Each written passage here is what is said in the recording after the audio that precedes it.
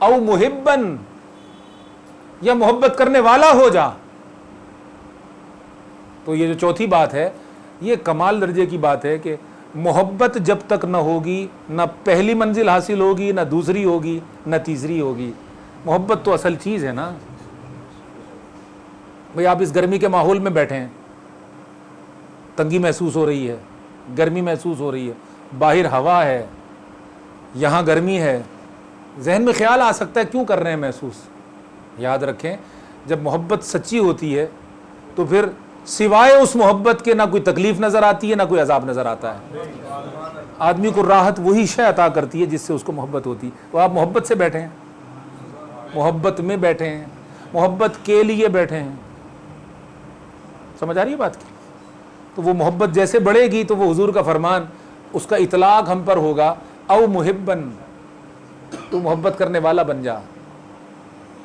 اور یہ بات میں دوبارہ دوہرا کر کہتا ہوں, جب آپ محبت کریں گے تو یہ قدر ہے, جس سے کریں گے قدر کریں گے. اگر آپ مشائخ سے محبت کرتے ہیں, اولیاء اللہ سے سچی محبت کرتے ہیں, گویا آپ ان کی قدر کرتے ہیں. جس شے کی آپ قدر کریں گے وہ شے بدلے میں آپ کی بھی قدر کرے گی. یہ مسلمہ اصول ہے, کبھی اس کو نہ بھلائیے گا, اصول ہے یہ. جب وہ محبت کریں گے تو ہماری طرف سے تو ناقص محبت جاتی ہے, ان کی طرف سے تو کامل محبت آئے گی. ان کی طرف سے تو کامل محبت آئے گی. یہ جو ان کی طرف سے محبت کا جذبہ پیدا ہونا ہے نا, یہی ان کی نظر ہے. آپ کو پتہ ہے نظر کیا کرنا کیا ہوتا ہے؟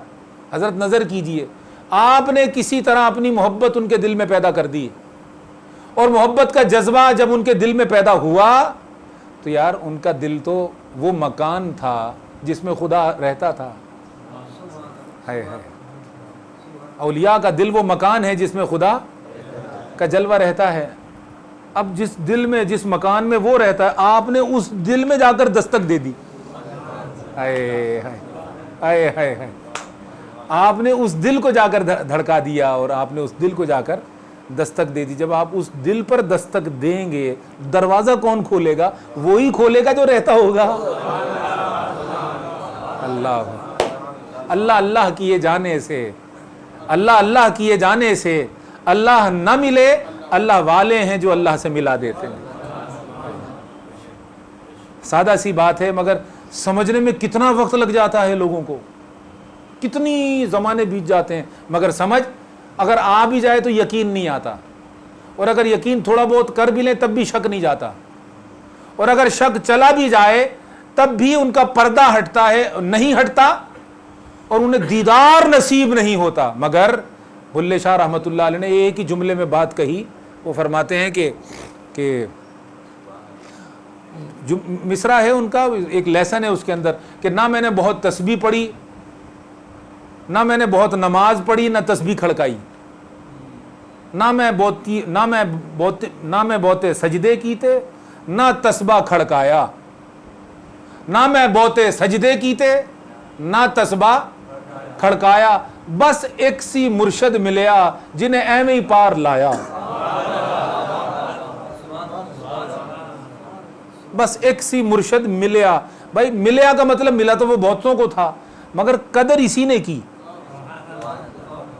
اس نے قدر کی, دستک اسی نے دی, خدمت کر کے, محبت کر کے, طلب علم کے حقوق ادا کر کے, یعنی سچا طالب علم بن کر اس نے اس کے دل میں جا کر دستک دی, اس کے دل میں جگہ بنائی, اپنے استاد کے, شیخ کے جگہ بنائی, دل پہ دستک دی, دل کے اندر جگہ جیسے ہی بنی دروازہ کھلا, اندر تو وہ آباد تھا, بس اس نے پکڑ لیا. اب جاتا کہاں ہے؟ اس دل تک تو آ گیا, ادھر آ جا, اب جاتا کہاں ہے؟ اس لیے وہ کہتے ہیں, وہ پردے میں بات کہتے ہیں, چونکہ ہر زمانے میں اولیاء اللہ کو ظاہری علماء سے تو ڈر رہا ہے. ڈر سے میری مراد ان کا خیال رکھتے تھے وہ, ورنہ تو ڈرتے کسی سے بھی نہیں ہے. بھائی ان کو الجھن نہ ہو جائے, پریشانی نہ ہو جائے, لہٰذا وہ بڑے انداز سے ایک بات کرتے ہیں. تو وہ کہتے ہیں کہ اپنا گفت او گفت اللہ بود, اس کی بات اس کی کہاں ہے, اللہ کی ہوتی ہے. گرچہ از حلقوم عبداللہ بود, حلق سے بندہ بول رہا ہوتا ہے کلام رب کر رہا ہوتا ہے. یہ وہی میسج ہے, یہ وہی بات بتا رہے ہیں وہ, کہ جب رابطہ اندرونی طور پر اس قلب کامل سے ہو جائے جسے شیخ کہتے ہیں, تو پھر آدمی کو جو منزل ملتی ہے وہ یہ ہے. لیکن اس سے پہلے علاج ضروری ہے. کیا علاج ضروری ہے؟ علاج ظاہر سے شروع کریں. اور جس طرح انڈا مرغی کے نیچے جاتا ہے تو حرارت پا کر پھر بچہ نکلتا ہے اندر سے, آپ بھی جب تک صحبت میں پورا نہیں آئیں گے اور کاملاً نہیں آئیں گے اور آداب کا خیال کر کر نہیں آئیں گے, تو گویا آپ نے اپنے آپ کو دانے کی طرح باہر ہی رکھا ہوا. آپ آئیں یہاں پر, 4 آدمی آئیں, 5 آئیں, 8 آئیں, پرواہ نہیں, لیکن جو 5 8 4 آئیں وہ پورے آداب کا لحاظ کر کے آئیں, ذرا زندہ ہو کر آئیں, مردہ ہو کر نہ آئیں. ظاہر میں روحانیت کا ایک رنگ اپنا کر آئیں جسے ہم سفیدی کہتے ہیں. سفید لباس میں آئیں, سفید ٹوپی میں آئیں, عاشقانہ جذبات کے ساتھ آئیں, یا عالم بننے کی نیت ہو, یا طالب علم کی نیت ہو, یا خدمت کی نیت ہو, یا پھر محبت تو سب میں ہو. ولا تکن خامسن, پانچواں بن کر نہ آئیں. وہ جو فرمایا کہ طالب علم عالم ہو جا, طالب علم ہو جا, خادم ہو جا, محب ہو جا, یہ 4 شرطیں پوری کر کے آئیں. 2 گھنٹے صحبت میں گزاریں, بیان سنیں, وہ لیسن اپنے پاس ریکارڈ رکھیں, جو سبق دیا جائے اس کو ذہن اور دل میں محفوظ رکھیں. اگلی محفل ہونے تک اس پر عمل کریں جتنا ہو سکے, سچے دل سے عمل کریں, ایک ایک چیز کو اپنائیں اور اپنے اوپر نافذ کریں. آپ روحانیت کا اشتہار بن جائیں معاشرے کے لیے, آپ روحانیت کا اشتہار بن جائیں, یعنی آپ کا کردار اشتہار ہو, آپ کے اندر تبدیلی اشتہار ہو, آپ کا چلنا پھرنا, اٹھنا بیٹھنا, سونا جاگنا وہ ایک ایسا اشتہار بن چکا ہو کہ آپ جہاں جائیں روحانیت کی خوشبو مہک جائے, آپ کے لباس سے خوشبو آئے, آپ کے وجود سے خوشبو آئے, آپ کی زبان سے مٹھاس جھلکے, آپ کے انداز سے مٹھاس جھلکے, گویا آپ ایسا آئینہ بن جائیں کہ آپ کے آئینے میں غریب نواز کی صورت نظر آئے. روحانیت کے مجدد بن جائیں آپ, یعنی تجدید کرنے والے بن جائیں. اپنے اندر اجتہاد کریں, اس کے اندر رغبت کریں, 24 گھنٹے اس کا خیال کریں آپ کہ یہ تعلق ٹوٹ نہ جائے, اس میں کمزوری آ نہ جائے. تو رفتہ رفتہ جتنا آپ اس روحانیت کی شریعت کی زمین میں کاشت ہوتے جائیں گے اتنا درخت باہر آتا جائے گا. جتنا مرید سننے والا طالب علم کے اندر اترتا جاتا ہے اتنا عمل باہر آتا ہے. جب وہ اندر اترتا ہے تو عمل, اس کو علم نافع کہا ہے. تو یہ جو لوگ باہر سے بس سنتے ہیں اور وہ باہر رہے, اصل میں یہ اندر آنا بھی نہیں چاہتے, یہ صرف تہ پر ہوتے ہیں. اور یاد رکھیں کوئی بیج بھی تہ پر رہتے ہوئے پھل نہ وہ پودا بنتا ہے, نہ درخت بنتا ہے, نہ اس میں پھل لگتا ہے. جب تک پورے نہیں آؤ گے, چاہے تمہیں کسی زمین میں کاشت ہونا ہو, بھائی گندم سندھ میں کاشت کرو, یا حیدرآباد میں کاشت کرو, یا پنجاب میں کاشت کرو, یا سرحد میں کاشت کرو, جہاں بھی ہوگی کاشت تو اسے ہونا ہے. تو چاروں سلسلوں میں سے کہیں بھی چلا جا, یا چشتیوں میں چلا جا, نقشبند میں چلا جا, سورورد میں چلا جا, قادریہ میں چلا, جہاں تو چلا جا, جانا تجھے پورا کا پورا اندر پڑے گا, اندر پورا جانا پڑے گا. اور جب تو اندر جائے گا تو اب عام سندھ کا بھی ہے اور ملتان کا بھی ہے. سمجھ آ رہی ہے بات؟ تو عشق جو ہے وہ چشتیوں کا بھی ہے اور قادریوں کا بھی ہے, اس میں تو کوئی کلام نہیں. لیکن جو لطف خیرپور کے عام میں ہے وہ کسی اور میں کہاں, جو لذت خیرپوری چوسے میں ہے وہ کہیں اور کہاں. عشق اور محبت کا جو مزہ اور جو چاشنی چشتیوں میں ہے وہ کہیں اور کہاں. اب اگر اس کا مطلب آپ یہ لے لو کہ آپ نے تو توہین کر دی دوسروں کو, بھائی کہاں کر دی توہین؟ خیرپور کا عام اپنا ہے اور پنجاب کا عام اپنا ہے اور دوسرے علاقوں کا اپنا عام ہے, تو ہر کی اپنی اپنی شان ہے اور ہر ایک کا اپنا اپنا مکان عام سے نہیں ٹکراتا، عام سے. تو عاشق نقشبندیوں کا ہو، عاشق قادریوں کا ہو، عاشق سوروردیوں کا ہو اور عاشق چشتیوں کا ہو، وہ آپس میں کبھی نہیں ٹکراتا. کیا بات کہی حضرت مجدد الافسانی رحمۃ اللہ علیہ نے جب ان سے قوالی سننے کے بارے میں پوچھا گیا. جو چشتی سنتے ہیں ان سے بھی پوچھا گیا کہ آپ نہیں سنتے، آپ اس بارے میں کیا کہتے ہیں. انہوں نے فرمایا نہ میں قوالی کرتا ہوں نہ میں اس کا انکار کرتا ہوں، نہ میں خود کرتا ہوں نہ میں اس کا نہ انکار می کنم، نہ انکار می کنم، نہ میں یہ کرتا ہوں نہ انکار کرتا ہوں. یعنی خود کرتا نہیں ہوں لیکن ٹکرانے والی بات بھی نہیں کرتا، ٹکراؤ نہیں ہے. تو معلوم ہوا کہ جب تک ٹکراؤ اور تضاد ہے تو وہ عشق نہیں. باطل سے ٹکرانا اور ہے، حق کے مقابلے میں ٹکرانا اور ہے، لیکن حق کا حق سے ٹکرا جانا یہ ناممکن ہے.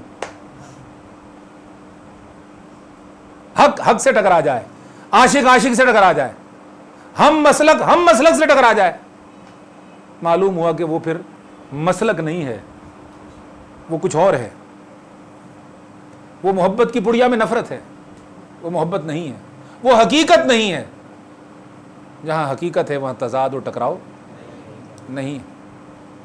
تو یاد رکھیں ہم نے ایک محنت شروع کی ہے اور نئے انداز میں یہ محنت شروع کی ہے. نئے انداز سے میرا کہنے کا مطلب یہ کہ عام طور پر معاشرے میں آج کل یہ محنت کم ہو رہی ہے. مجھے اپنے حضرت کی طرف سے بھی یہ حکم اور میرا اپنا جذبہ، اپنا ارادہ وہ یہ ہے کہ صوفیانہ تعلیمات کو حقیقت میں اور حقیقی اور سچے انداز میں ان کو معاشرے میں عام کیا جائے، کیونکہ مسلک کی اس سے بڑی اور کوئی خدمت نہیں. آپ ایک ادارہ بناتے ہیں ٹھیک ہے، وہ بہت بڑی کامیابی ہے آپ کی، لیکن اگر آپ ایک آدمی بنا دیتے ہیں تو یہ اس سے بھی بڑی کامیابی ہے. لیکن ہم چاہتے ہیں کہ دونوں کام ہوں، ظاہری ادارہ بھی بنے اور بندے بھی بنے.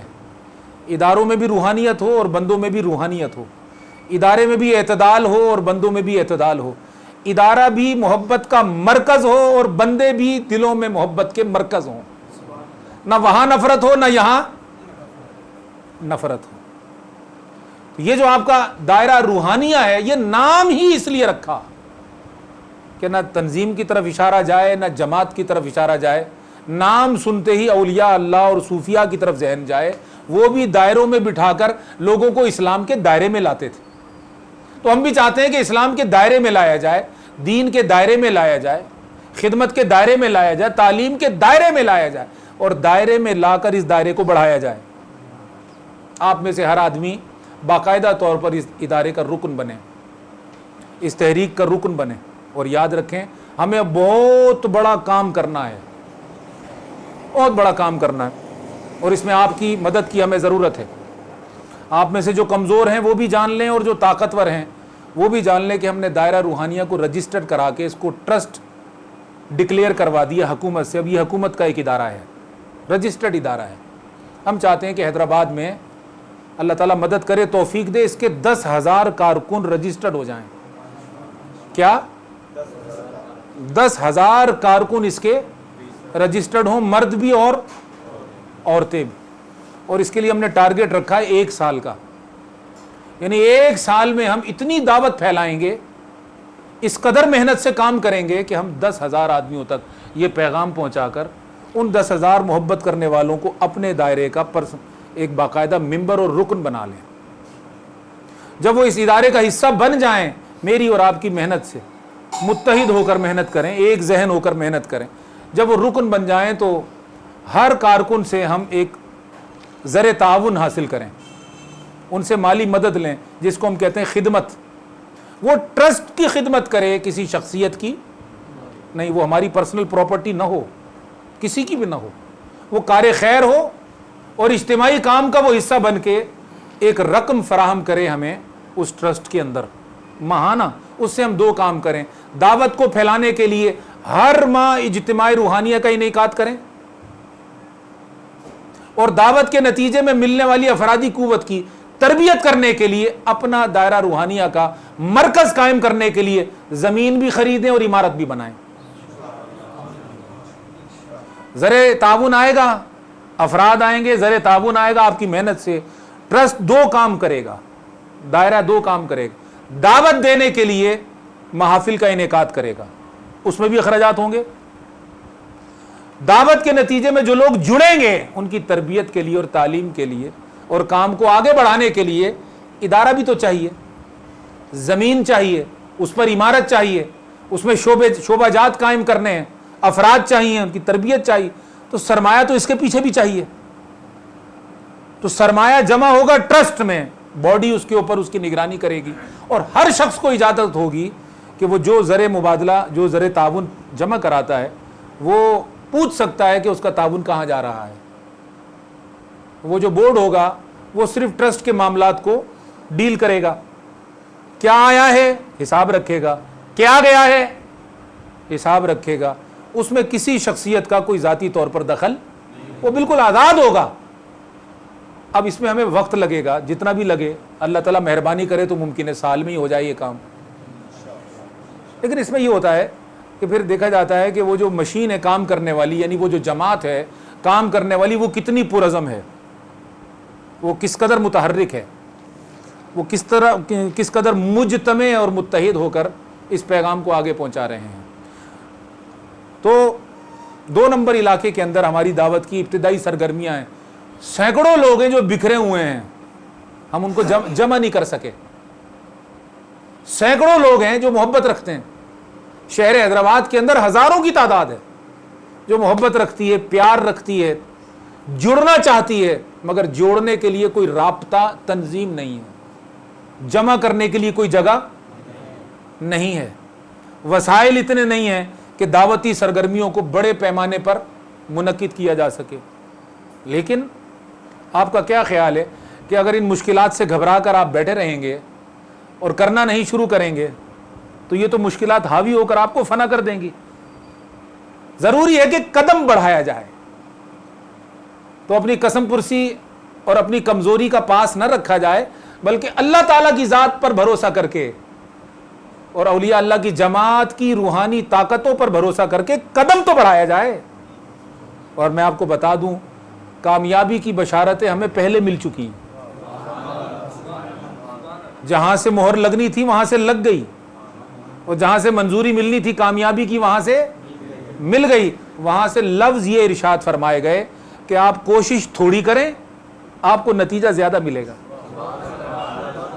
جب ان سے یہ کہا گیا رو کر کہ ہمارے پاس تو آتے ہی غریب ہیں, یعنی ہمارے پاس وہ آتا ہے جس کی دکان بند ہو جائے, ہمارے پاس وہ آتا ہے جو مریض ہو جائے, جس کو ڈاکٹر منع کر دے یا وہ ڈاکٹر کی فیس نہ دے سکے, ہمارے پاس وہ آتا ہے جس کا روزگار نہ ہو, ہمارے پاس وہ آتا ہے اکثر جس کا رشتہ نہ ہو رہا ہو, شادی نہ ہو رہی ہو, یا اگر رشتہ ہو گیا ہو تو لڑکی والے نہ مان رہے ہوں. ہمارے پاس وہ آتا ہے جو ہر طرف سے ہارا ہوا کہلاتا ہے. تو عمومی طور پر ہمارے پاس غریب آتے ہیں, مریض آتے ہیں, پریشان آتے ہیں, اور ہمیں اس کے اوپر اللہ تعالیٰ کا شکر ادا کرنا چاہیے. سرمایہ دار نہیں آتا, سرمایہ دار وہ تو چاہتا ہے کہ یہ چل کر آئے. اور دیکھا ہوگا تم نے کہ مذہب کو بیچنے والے لوگ سرمایہ داروں کے آگے ہاتھ جوڑ رہے ہوتے ہیں. میں نے اپنے ان گندے کانوں سے سنا ہے کہ ایک مذہب کا عالم, مذہبی تشخص رکھنے والا, اس مالدار اور سرمایہ دار کو وہ لقب دے رہا ہوتا ہے جو اپنے پیر کو بھی وہ نہیں دیتا. خود میں نے سنا کہ وہ صرف مالدار آدمی کو کہہ رہا ہے اعلیٰ حضرت یہاں بیٹھیے, اعلیٰ حضرت یہاں بیٹھیے. وہ مالدار آتا بھی محفل کے آخر میں ہے, بیٹھتا بھی اس جگہ پر ہے جو خاص جگہ ہوتی ہے. بس اس کا لفظ سن کر مجھے دکھ ہوا, اور میں نے ایک اسٹیٹس بھی لگایا تھا کہ جن کے آنگن میں امیری کا شجر اگتا ہے ان کا عیب بھی زمانے کو ہنر لگتا ہے.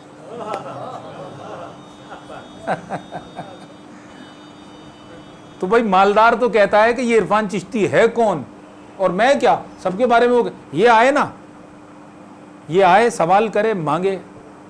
اور ہم نے یہ تہیا کر رکھا ہے کہ کون دیتا ہے دینے کو منہ چاہیے, دینے والا ہے سچا ہمارا نہیں. سمجھ آئی بات کی؟ تو دیکھیں